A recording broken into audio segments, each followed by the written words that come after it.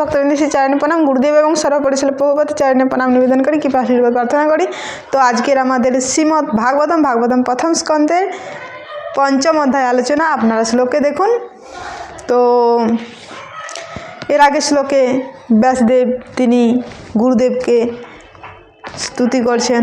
তো সবে ভবান বেদ সমস্ত গৃহম, আপনি হে গুরুদেব সব কিছু জানেন, আমার রোগের কারণ আপনি জানেন, তো আপনি বলুন। কালকে আমি একটা কাহিনী বলেছিলাম, সেটা হয়তো আমি বলেছিলাম মনে হয় যে শিলাভক্তি বিনোদ ঠাকুর, না ওটা ভক্তি সিদ্ধান্ত সরস্বতী ঠাকুরের, মানে উনি সেটা করেছেন। তো সেটা আমি শুনেছিলাম, জাস্ট আমি বই দেখিনি, সেটা আপনাদের কাছে বলেছি।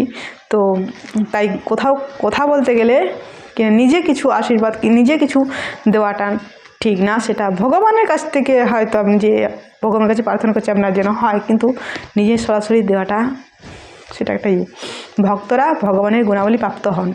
তো আজকে আমরা শ্লোকে আসি। শ্লোকটা দেখুন, শ্লোক নাম্বার 7।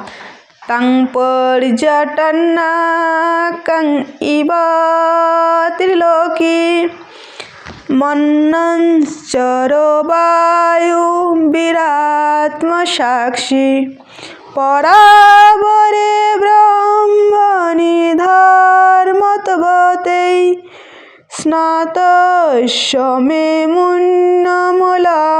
মুন্নমূলাম বিচক্ষ্ব। অনুবাদ: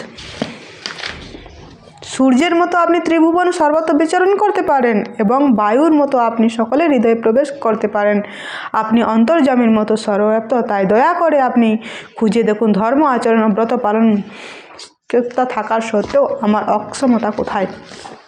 তো এখানে অনেকগুলো কথা বলেছেন। আপনি হচ্ছেন সূর্যের মতো, আপনি সর্বত্রই বিচরণ করতে পারেন। বায়ুর মতো আপনি সাক্ষী আমরা আছেন 13টা সাক্ষী থাকেন, সেই কথা আমরা শুনেছি আগে। তো আপনি সেই বায়ুর মতো সাক্ষী, আপনি বরাবরে আপনি এগুলো আপনি কি করে লাভ করেছেন না, অনেক ব্রত তপস্যা ধর্ম আচরণ করে, ধর্মব্রত তপস্যা সম্পন্ন করে ভগবানের সঙ্গে নিজেকে কানেক্ট করেছেন, ভগবানের সঙ্গে যুক্ত করেছেন। তাই আপনি এই গুণগুলো লাভ করেছেন ভগবানের। সেটা আমরা ভগবানের যে গুণ, তার ভক্তের সেই গুণাবলী তিনি প্রাপ্ত হন। কৃষ্ণের ভক্তও সেই গুণাবলী অর্জন করেন, ভগবানের যে গুণাবলী। তো চৈতন্য চরিতামৃতে তো আছে, কৃষ্ণের ভক্তের কৃষ্ণ গুণ সকলে সঞ্চারে, অর্থাৎ যিনি ভক্ত, কৃষ্ণ ভক্ত, কৃষ্ণের মতো গুণ তার কাছেও ট্রান্সফার হয়। তো আপনি অন্তর্যামী, আপনি জানেন ভগবানের মতোই।